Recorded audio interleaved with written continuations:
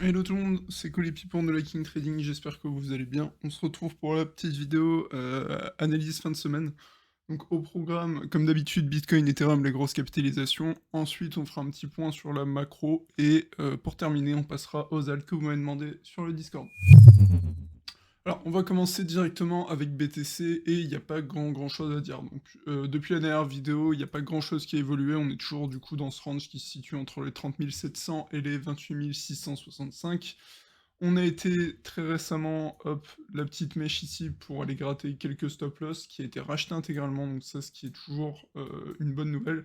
Donc c'est ce que on avait de toute façon repéré. Donc en ce lundi, vous aviez vu que j'étais assez bearish à court terme, mais plutôt bullish à long terme. Enfin plutôt bullish entre énormes guillemets. Hein, je parierai pas non plus sur un nouvel ATH, mais je pense qu'il y a un potentiel upside quand même à venir sur BTC. Donc c'est globalement ce qui s'est réalisé. Du coup, si je reprends ma chart, hop, donc là on a notre chart en TPO, donc Time Price Opportunity, et on peut voir que là il y avait quelques pourlots qui traînaient. Donc tout est venu être effacé par du coup cette belle mèche qu'on a eue ici, donc sur la journée d'hier, sur la journée du jeudi 26. On est venu effacer, on a pris le point of control qui était ici, et on a tout de suite réintégré. Donc c'est relativement propre ce mouvement, enfin surtout le fait que ça a été racheté très très vite, c'est plutôt rassurant. Donc en termes de potentiel upside, donc où prendre ses profits qui me semble pertinent, on a tout d'abord la Weekly Open, donc qui me semble assez pertinente sur les 30 200, c'est également un pour high, donc de toute façon vous voyez au-dessus de nous, il y a pas mal de pour high, donc à savoir ici, ici et ici, c'est 3 pour high sur ces quelques journées.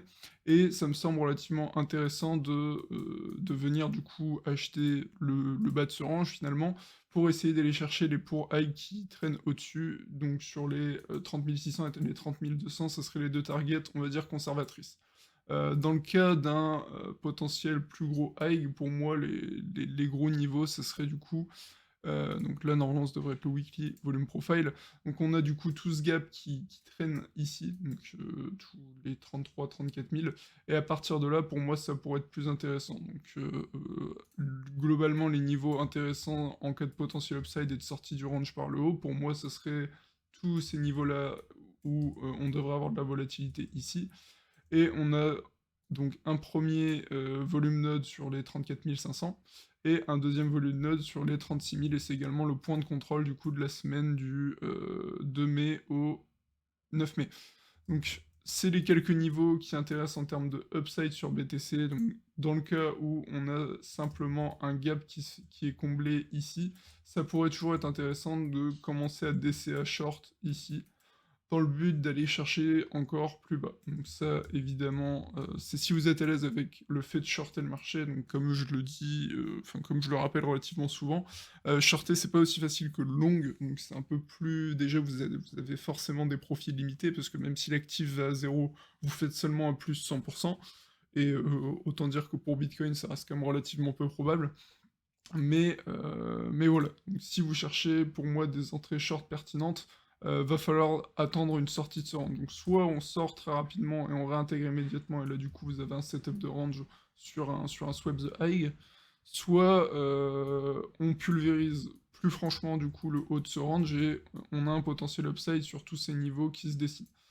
Donc, concernant BTC, j'ai pas grand-chose de plus à ajouter. De toute façon, le range il est assez ennuyant, tout le monde commence à perdre un peu patience, ce qui fait qu'on peut voir que Bybit front-run short le bas du range et front-run long le haut du range. Donc vous voyez, le range là, il est en train de faire perdre patience à tout le monde. Actuellement, on a une belle ouverture côté US, et je pense que j'ai à peu près fait le tour sur BTC. Concernant le TH, très rapidement, de toute façon, comme je le dis à chaque fois, c'est du BTC avec un delta plus élevé, le TH, donc c'est-à-dire une volatilité plus élevée. On peut quand même apercevoir, donc malgré le fait que je dise ça souvent, qu'on a eu un découplement, donc une décorrélation entre le Bitcoin et l'Ethereum. Donc on passera après à la charte TH BTC, mais globalement, si je devais résumer le propos, le TH est plus faible que BTC en ces derniers temps, donc ce qui semble logique étant donné que la majorité des alts saignent, donc y compris Ethereum. Et donc maintenant, on se retrouve sur le niveau des 1800, donc là, il est parti solo sans le BTC en dehors de ce range-là qu'on avait dessiné, du coup, depuis quelques semaines.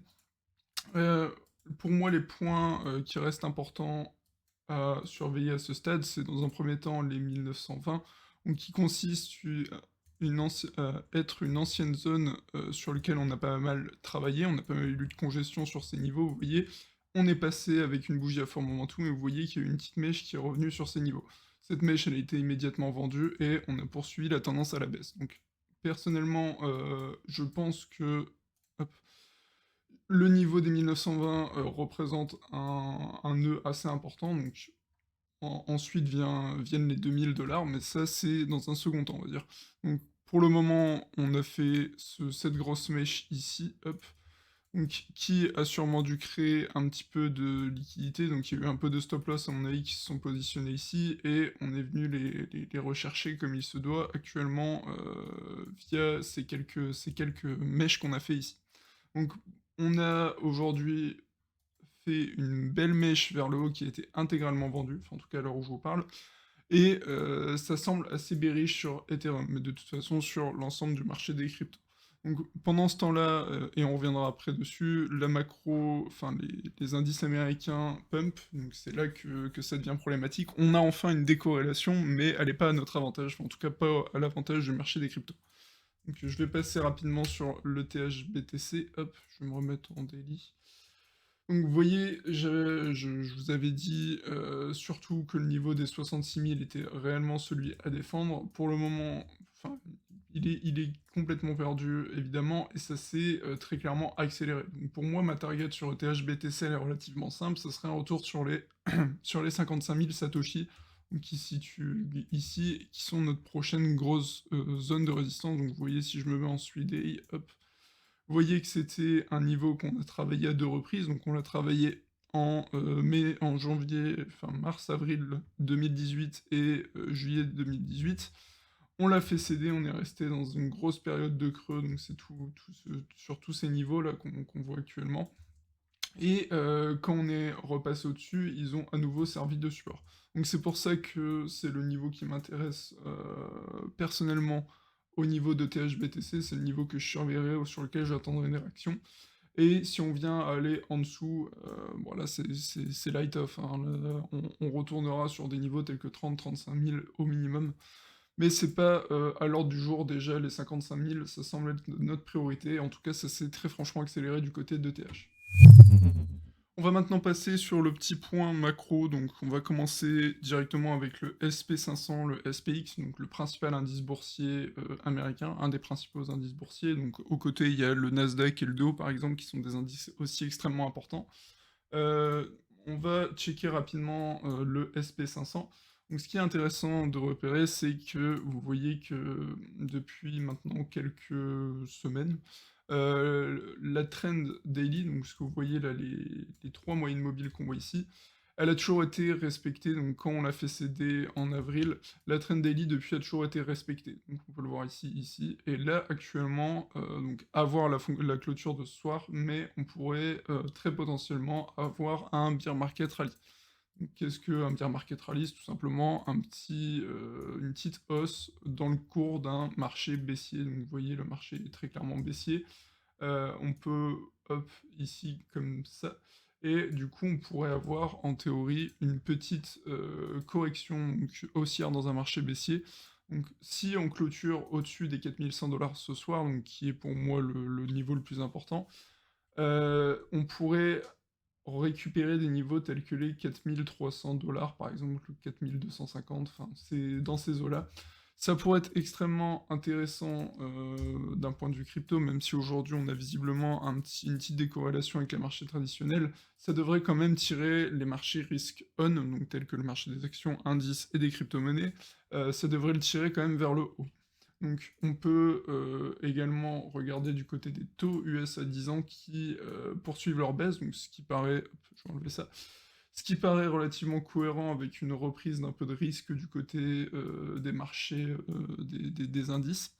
Donc tout ça me paraît cohérent, on a toujours les mêmes points à garder à l'œil, donc à savoir les 2,50, 2,12, mais qu'on est en train de passer actuellement, 2,75 pardon. 2,75, 2,50 et 3,25. Donc 3,25 c'est vraiment notre zone majeure, on va dire. Et 2,50 c'est notre support majeur, on va dire. Donc c'est pas, c'est moins pertinent de faire de l'analyse technique sur ce genre de niveau. On va dire que c'est plutôt des points clés. C'est pas réellement de l'analyse technique ce que je fais ici. Donc personnellement, c'est surtout les 3,25 que je vais surveiller avec attention, parce que c'est un cap qu'on n'a pas franchi du coup depuis octobre-novembre 2018.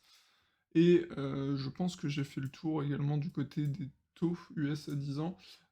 Pour passer très rapidement sur le DXY, il est globalement calme ces derniers jours, donc DXY, l'indice de force du dollar, qui est toujours intéressant à regarder dans le sens où ça va nous fournir un indice du coup de force du dollar, mais surtout une indication sur est-ce que le marché est risk-on ou risk-off. Donc là, on peut voir depuis quelques jours qu'on a un petit relief des marchés traditionnels, donc des indices américains, et ça coordonne plutôt bien avec le fait que le DXY est à la baisse. Donc le VIX, il est pareil en train de tempérer un petit peu, donc le VIX, l'indice de volatilité du SP500, donc il est en train de se tempérer un petit peu, donc on arrive sur le niveau des 26. Encore une fois, c'est pas forcément très pertinent de faire de l'analyse technique sur ce genre de graphique, mais on peut voir que c'est un niveau sur lequel on a réagi à 2 reprises. Donc c'est pour ça qu'on va quand même surveiller ça. On est quand même dans des niveaux où on est encore, donc on est en plein milieu du coup de cet indice. On est soit on retourne vers des plus hauts et là on passera de plus en plus en mode risk-off, soit on se calme réellement et on retourne vers les 16 et là on passera plus dans un mode risk-on et là ça sera intéressant de s'exposer aux cryptos. Donc je pense que j'ai à peu près fait le tour côté marché américain, donc on va passer aux alts que vous m'avez demandé sur le Discord. Donc on va commencer directement par le BNB, donc le Binance Token. Personnellement, je le trouve très très lisible le graphe, enfin en tout cas ce range que je vous ai dessiné là. Donc on l'a à chaque fois qu'on était, enfin plusieurs fois quand on était au-dessus, on l'a travaillé en tant que support, et à l'inverse quand on était en dessous, donc là vous voyez pas mais il y a une petite mèche aussi ici. Là on a eu du mal à le passer, donc je suis en 3 jours. Et ça en fait du coup un point pivot majeur. Donc ça c'est la zone des 3,35, 3,40, 3,50. Tout ce niveau-là, ça va être notre niveau de résistance principale. Donc maintenant, pour moi, on a plusieurs du coup choses intéressantes. Donc comme je vous ai dit, on a un potentiel upside des indices et on a potentiellement des marchés qui passent un peu plus vers le mode risk-on. Donc dans cette optique, on va pas essayer de shorter comme un bourrin maintenant. Donc là vous êtes déjà late. Là où il aurait fallu shorter, ça aurait été directement quand on était sur ces niveaux. Shorter maintenant, c'est un peu late et vous risquez de vous prendre un méchant revers, un méchant taquet si le Bitcoin et les indices viennent à relief. Donc, ce que je vous conseille, si vous êtes à l'aise avec le fait de shorter, c'est trouver une entrée DCA short. Donc, sur tous ces niveaux, ça pourrait être intéressant parce que le contexte global reste relativement moche. Soit pour attendre du coup une réaction intéressante, ça sera les 2,32, enfin bref, toute cette zone bleue que vous voyez ici. Pour moi, c'est les deux choses à trader actuellement sur Sol, soit essayer de DCA short même si on va au-dessus, donc à savoir que s'il fait x2, vous êtes liquidé, mais bon, ça semble quand même peu probable, en tout cas, vous aurez le temps de le voir venir, là, il faudra un changement de macro complet. Mais DCA short sur tous ces niveaux, donc même si on vient chercher un petit peu au-dessus, afin d'essayer d'aller chercher les 3,43, 30, ça me semble vraiment pertinent. Ou bien vous pouvez aussi prendre des options, mais vous n'allez pas en trouver sur tous les exchanges, donc c'est pour ça que je vous recommanderais plutôt, soit vous êtes à l'aise avec le short et DCA short ici, ça me semble intéressant, donc surtout à partir d'ici jusqu'à les 3,80, ça me semble pertinent. Soit attendre une réaction sur le niveau de la box bleue que vous voyez en dessous, c'est les deux choses qui me semblent pertinentes. On va maintenant passer sur le EGLD, donc le Elrond, qui pour l'instant va aux enfers, hein, qu'on soit ok, il va clairement aux enfers. Maintenant, la chose qui reste intéressante ici, c'est très simplement que on est du coup sur vraiment un point clé, étant donné qu'on est vraiment sur le bas de notre range de l'année 2021, on est quasiment sur le plus bas de l'année 2021. Donc, ça me semblerait intéressant de jouer un mouvement tactique ici. Donc, qu'est-ce que j'entends en mouvement tactique? C'est pas de poser votre maison en levier 10 avec du collatéral, mais en choper en spot pour essayer d'attraper un petit mouvement. J'insiste sur le petit mouvement, ça me semble intéressant. Dans le sens où tout le monde attendait ce niveau pour acheter ici et on devrait avoir une réaction acheteuse. L'avantage, c'est que vous avez, donc, encore une fois, je vous conseille de faire ça en spot, essayez pas de faire du levier 10 sur un coin déjà suffisamment volatile. Bref, on va hypothéquer qu'on est en spot, vous avez une invalidation relativement claire, c'est-à-dire une clôture journalière en dessous des 65-53, et vous pouvez sortir de ce trade. Donc, si je devais faire un petit trade, donc si je le mets comme ça, avec, hop, donc on a, même si je prends un peu, en étant un peu large, on a un excellent ratio de 3,28. Donc même si vous pouvez essayer de sortir un peu au ratio 1,1 et de remonter votre stop loss, donc là on va hypothéquer, vous achetez ici, on repart, vous prenez une partie de vos profits sur les 85, et vous placez votre stop loss à break-even. Donc pour le reste, enfin vous prenez des profits du coup à 85 et vous laissez le reste courir jusqu'à ce que ça vous semble pertinent. Donc pour moi le niveau pertinent à aller chercher ce serait les 131, mais c'est déjà dans le cas où on est très bullish. Le but actuellement c'est tout simplement de prendre des trades tactiques, donc repérer des niveaux clés en hot time frame, donc comme là en 3D, daily, tout ça, c'est des hot time frame. Repérer ça et chercher des mouvements très court terme pour survivre un maximum dans ce marché. C'est votre seul but actuellement, c'est vraiment survivre. Et si vous pouvez prendre des petits mouvements tactiques, c'est ce qu'il faut faire. Et pour moi, les mouvements tactiques, ils se font via ce genre de petites opportunités d'attraper un couteau qui tombe sur des bornes extrêmement importantes. Donc, attraper un petit peu de GLD ici pour essayer d'aller chercher ce niveau-là et laisser courir le reste des profits jusqu'à ce qu'on voit un changement de structure sur les indices principaux. Ça me semble être quelque chose de pertinent, mais prenez en compte que c'est un play tactique et enfin soit vous investissez pour du long terme et là du coup c'est pas du tout dans la même optique. Mais si vous êtes là pour de l'investissement, enfin pour essayer de spéculer, pour essayer d'attraper un mouvement, on me semble être sur un niveau pertinent actuellement. Donc voilà, je vous ai donné un petit plan, jouez-le comme vous le souhaitez, mais c'est ce qui me semble intéressant de jouer actuellement sur le GLD. Donc voilà pour aujourd'hui l'équipe, j'espère que ça vous aura aidé, j'espère que ça vous aura plu, si c'est le cas comme d'habitude, n'oubliez pas, le pouce bleu, l'abonnement, c'est hyper important pour nous soutenir. Je vous invite également à rejoindre le Discord de la King Trading dont vous trouverez le lien dans la description. Et pour finir, notre partenaire officiel pour trader les crypto-monnaies, c'est Bybit, et vous trouverez un lien de parrainage dans la description. Sur ce, je vous souhaite à tous un très bon week-end, et surtout un bon trading. Salut!